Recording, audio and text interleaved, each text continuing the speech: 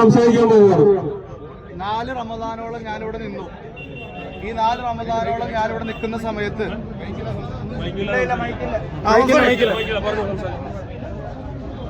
അസ്സലാമു അലൈക്കും വറഹ്മത്തുള്ളാഹി. ബിസ്മില്ലാഹിർ റഹ്മാനിർ റഹീം. അൽഹംദുലില്ലാഹി റബ്ബിൽ ആലമീൻ. അസ്സലാത്തു വസ്സലാമു അലാ അഷ്റഫിൽ മുർസലീൻ വഅലാ ആലിഹി വസഹ്ബിഹി അജ്മഈൻ. അമ്മാ ബഅദ്.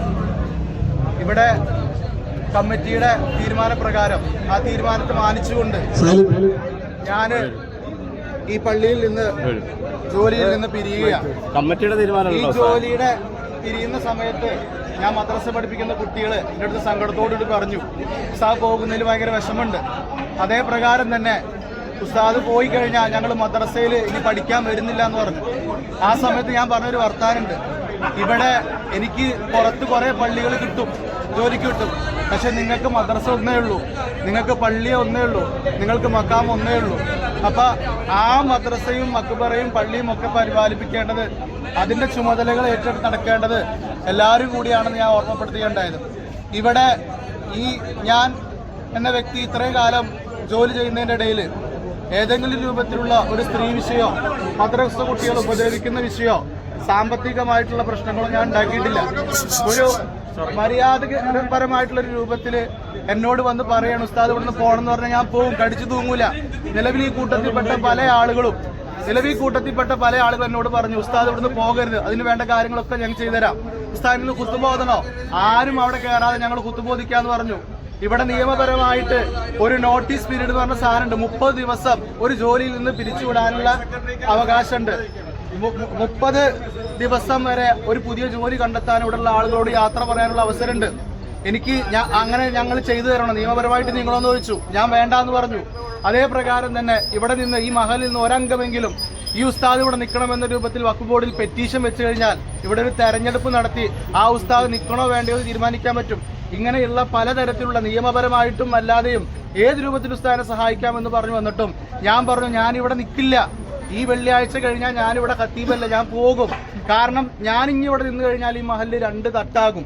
പക്ഷേ എന്നെ സംബന്ധിച്ചിടത്തോളം എന്നെ സ്നേഹിച്ചവരാ നിങ്ങൾ, എന്നെ സഹായിച്ചവരാ നിങ്ങൾ, എനിക്ക് എല്ലാ സഹകരണങ്ങളും നൽകിയവരവര്. ഞാൻ പോകുന്നതിനുള്ള കാരണം ഈ പള്ളിയിൽ വെച്ചെങ്കിലും പറയാനുള്ളൊരു അവസരം നൽകിയെങ്കിൽ ഇങ്ങനെ ഒരു പ്രശ്നം ഇവിടെ ഉണ്ടാകുന്നതായിരുന്നില്ല. ഈ നേരത്തെ പറഞ്ഞ പോലെ ഒരു പെണ്ണ് കേസോ അതല്ലെങ്കിൽ മറ്റെന്തെങ്കിലും കുട്ടികളെ ഉപദ്രവിക്കലോ സാമ്പത്തിക പ്രശ്നമാണെങ്കിൽ നിങ്ങൾ ഇങ്ങനെ ചെയ്യുന്നതിൽ ഞാൻ തൃപ്തിയോടുകൂടി പോകും. ഇവിടെ ഒരു മുതിർന്നവർ ചെയ്യുന്ന അതല്ലെങ്കിൽ ഇതുമായി ബന്ധപ്പെട്ട രൂപത്തിൽ ചെയ്യുന്നതിന്റെ രീതിയല്ല നടന്നുകൊണ്ടിരിക്കുന്നത്. നിങ്ങളൊന്ന് ഓർക്കണം, നമ്മളെ സംബന്ധിച്ചിടത്തോളം ആണുങ്ങളാ, നമ്മുടെ കുടുംബം വിഷമിക്കാൻ നമ്മൾ ആഗ്രഹിക്കില്ല. നമ്മൾ ഒരുപാട് വിഷമങ്ങൾ നമ്മുടെ ഉള്ളിൽ ഇങ്ങനെ ഒളിപ്പിച്ചു വെക്കും. എന്നാ നോക്കണം, ഈ ഒരു വിഷയം എൻ്റെ വാപ്പാക്ക് വിളിച്ചു പറയാൻ ആ വിഷയം എൻ്റെ ഉമ്മ കേൾക്കാൻ 4-5 ദിവസമായിട്ട് എൻ്റെ ഉമ്മ ഉറങ്ങിയിട്ടില്ല. ആ വീട്ടിലേക്ക് ഞാൻ കയറി ചെല്ലുമ്പോൾ മരിച്ച വീട്ടിലേക്ക് ചെല്ലുന്ന പ്രതീതിയാ. എന്തിനാ സുഹൃത്തുക്കൾ, എനിക്ക് 30 വയസ്സുണ്ട്, എന്നെ ഇവിടെ എൻ്റെ വാപ്പ കൊണ്ടുവന്ന് സ്കൂളിൽ ചേർത്തുന്ന പോലെ ചേർത്തിയതല്ല. എന്നെ ഈ മഹലിൽ മജീദ് സാഹിബ് സെക്രട്ടറി ആയിരുന്നു, ഈ നിഹാസുദ്ദീന്റെ പറഞ്ഞുകൊണ്ടാണ് പരിചയപ്പെടുത്തിയിട്ട് ഞാനിവിടെ വരുന്നത്. എൻ്റെ ഉപ്പ വന്ന് എന്നെ കൊണ്ടൊന്ന് ചേർത്തിയതല്ല. പിന്നെ എന്തിനാണ് എന്നെ ഇവിടെ നിന്ന് പറഞ്ഞു വിടണം, അതല്ലെങ്കിൽ എന്നെ ഇവിടെ നിന്ന് തിരിച്ചു വിളിക്കണം, എൻ്റെ കുറ്റങ്ങളും നിങ്ങളുടെ മകന് ക്വാളിറ്റി ഇല്ല എന്ന് പറഞ്ഞിട്ട് ഒരു ഉപ്പാക്ക് വിളിച്ചു പറഞ്ഞത് എന്താ?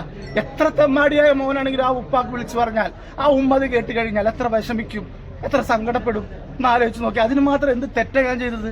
എന്നോട് ഇവിടുന്ന് പോവാന്ന് പറഞ്ഞാൽ ഞാൻ പോകും. ഇപ്പോഴും ഞാൻ പറയുന്നത് ഇവിടെ എന്നെ പിടിച്ചു നിർത്താൻ ഒരുപാട് ആളുകൾ തയ്യാറായിട്ടുണ്ട്.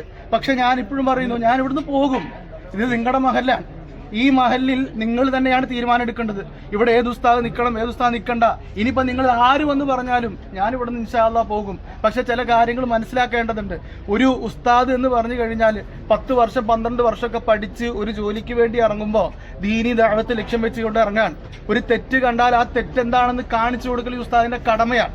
ഇവിടെ മുന്നേ ഒരു കമ്മിറ്റി ഉണ്ടായിരുന്നു ഞാൻ വരുന്ന സമയത്ത്, അതിനുശേഷം മുത്തവല്ലി ഭരണമുണ്ടായിരുന്നു.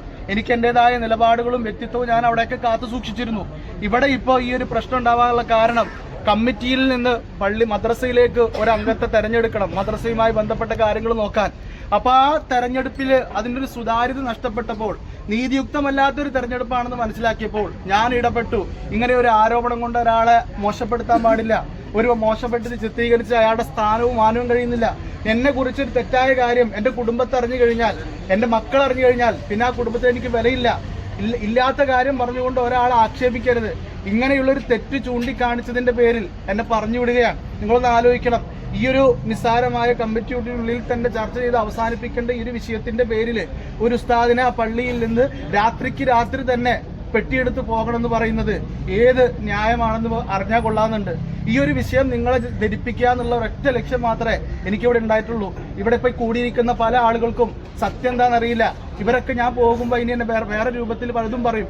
ഇപ്പൊ തന്നെ എന്നെ സാമ്പത്തികമായിട്ടുള്ള ബുദ്ധിമുട്ട്, സാമ്പത്തികമായിട്ട് ഒരുപാട് കാര്യങ്ങൾ ചെയ്തു, അതല്ലെങ്കിൽ അതിന് വേണ്ടിയിട്ട് ഒരുപാട് എൻ്റെ പോക്കറ്റ് നിറയ്ക്കാൻ ഒരുപാട് കാര്യങ്ങൾ ചെയ്തു എന്ന ആരോപണം ഇപ്പൊ തന്നെ ഉയർന്നു വന്നിട്ടുണ്ട്. നിങ്ങൾ അറിയണം, ഒരു വർഷമായിട്ട് എൻ്റെ വീടിന്, ഞാനൊരു വീട് വെക്കാൻ വേണ്ടിയിട്ട് ഒരു സ്ഥലത്തിന് തീര് നടത്താൻ വേണ്ടിയിട്ട് 3 ലക്ഷം രൂപ കൊടുക്കാത്തതിന്റെ പേരിൽ ആ തീര് നടക്കാതിരിക്കുക. ഇവിടെ ഒരുപാട് സാമ്പത്തികമായിട്ട് സഹായിക്കുന്ന ആളുകളുണ്ട്. ആശിമാജി മണവാട്ടി അടക്കം, ഒനിയൻ അൻസാരി അടക്കം, ഷിജാസ് അടക്കം ഒരുപാട് ആൾക്കാരുണ്ട്. ഒരാളോടെങ്കിലും ഈ വിഷയം ഞാൻ ഓർമ്മപ്പെടുത്തിയിട്ടുണ്ടോ നിങ്ങൾ ചോദിക്കണം. അങ്ങനെ സാമ്പത്തികമായ ആരോപണം വരെ ഉന്നയിച്ചുകൊണ്ട് ഒരാൾ ഇങ്ങനെ കരിവാരി തേച്ചുകൊണ്ട് പറഞ്ഞയക്കുമ്പോൾ ഇനിയൊരു ഉസ്താദ് ഈ പള്ളിയിൽ ഇരിക്കുന്ന സമയത്ത് ആ ഉസ്താദിന് ഈ ബുദ്ധിമുട്ടുണ്ടാകാതിരിക്കാൻ വേണ്ടി മാത്രമാണ് ഞാനിങ്ങനെ സംസാരിച്ചത്. ഒരു പക്ഷേ ഇതിന്റെ പേരിൽ എനിക്ക് മറ്റു മഹലുകളിലൊന്നും ജോലി കിട്ടിയെന്ന് വരില്ല, ശരി, സമ്മതിച്ചു. എങ്കിലും ഈ ഒരു തെറ്റിനെ തെറ്റായിട്ട് തന്നെ ഞാനിവിടെ ചൂണ്ടിക്കാണിക്കും. അതുകൊണ്ട് തന്നെ പ്രിയമുള്ള വിശ്വാസികളെ, നമ്മൾ ദീനിയായ കാര്യങ്ങൾ ഒരുമിച്ചവരാണ്, ദീനിൽ വിശ്വസിക്കുന്നവരാണ്, ദീനനുസരിച്ച് ജീവിക്കുമെന്ന് പ്രതിജ്ഞ ചെയ്തവരാണ്. അതുകൊണ്ട് തന്നെ ആ ദീനെ മുറുകെ പിടിക്കാൻ നമ്മളെല്ലാവരും തയ്യാറാണ്.